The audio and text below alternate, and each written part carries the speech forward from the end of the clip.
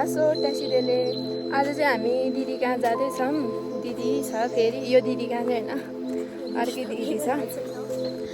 यता हामीले बिहानदेखि भ्लग गर्नै बिर्स्यो क्या। आइसेलीको रुख आइसेली चाहिँ तर आज भोलि सकिसकेको। तलतिर चाहिँ माथितिर ठुल्ठुलै रहेछ आइसेलु। बाटोभरि आइसेलु खाँदै खाँदै आइरहेको। हेर्नु यत्रो झोलाधरि बोक्न नसकेर यहाँ मेडमजीहरूले आइसेलु टन्नै छ हेर्नु है।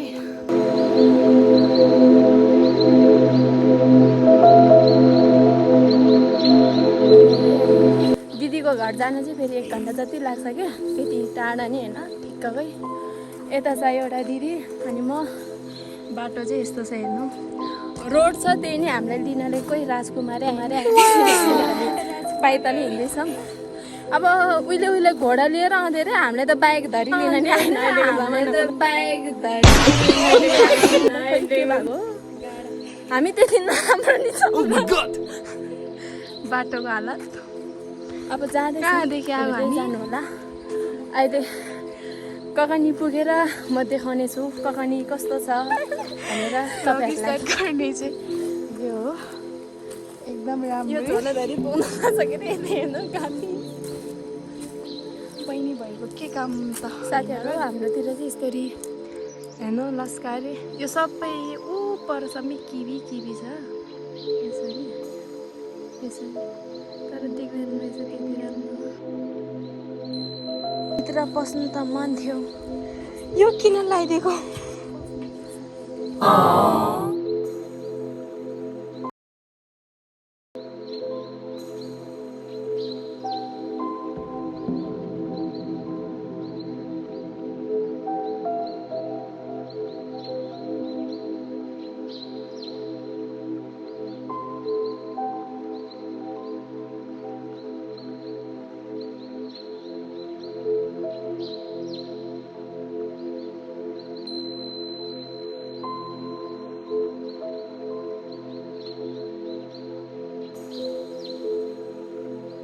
मौसम खुलेको भए यहाँबाट भ्यू खतरा हेर्नु पाउँथ्यौँ।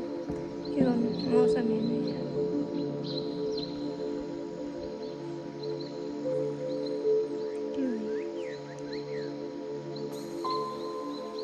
साथीहरू हामी चाहिँ कहानी पछाडि देख्न सक्नुहुन्छ हामी अगाडि। अनि चिसो नि किनिसक्यो। खाली हात जानु हुँदैन नि दिदी कहाँ। अहिले चाहिँ उसको झोला उही बोकी टोमाल्यो घर आइपुग्न आँटेर चाहिँ पर्ने त्यो गुम्बा छेउमा हो। अनि यता छ ककानी बजार। त्यो स्कुल हो ककानीको। यता भने ककानी बजार। यता भने एउटा सुन्दरी ओ बिग फ्यान दिदी प्लिज अटोग्राफ छेड्छ नखो।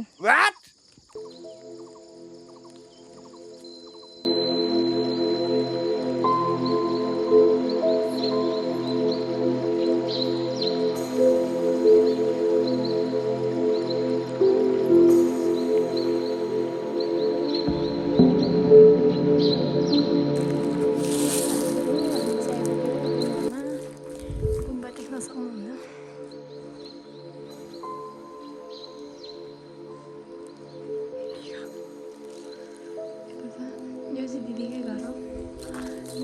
हामी अब घरभित्र छिर्छ।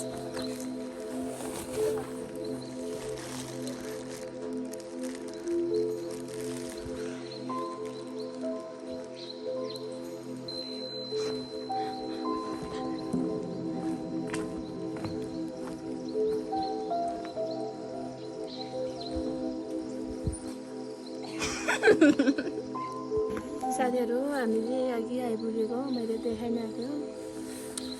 हामी आउनु पाएको छैन फेरि बढाल्ने सफा गर्ने सुरु हुन्छ।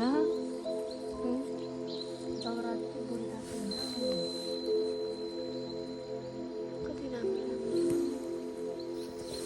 हेर्नु। आलु त यसरी पो पकाउँदो रहेछ यिनीहरूको त। खाँदा खाँदा निकाल्ने अनि पकाउने खाने।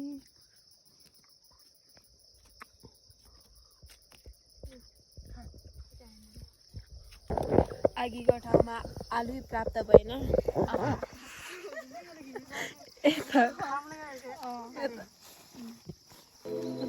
प्राप्त गर्दैछौँ।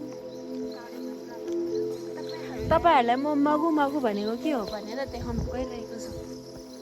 हाम्रो भाषामा दिस इज अ मगु। फिर चाहिँ बोलो, दिस इज अ मगु। योबाट दुध नि निस्किन्छ आज हेर्नु।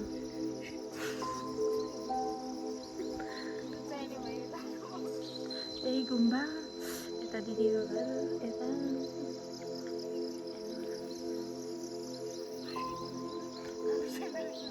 आलु खान त बोलाएको कि गाइस। आलु हेर्नु नि त्यहाँ बक बक खानेको हुनु त्यो त्यो केमा खाँदै मतलब बच्चा खेलेको छ।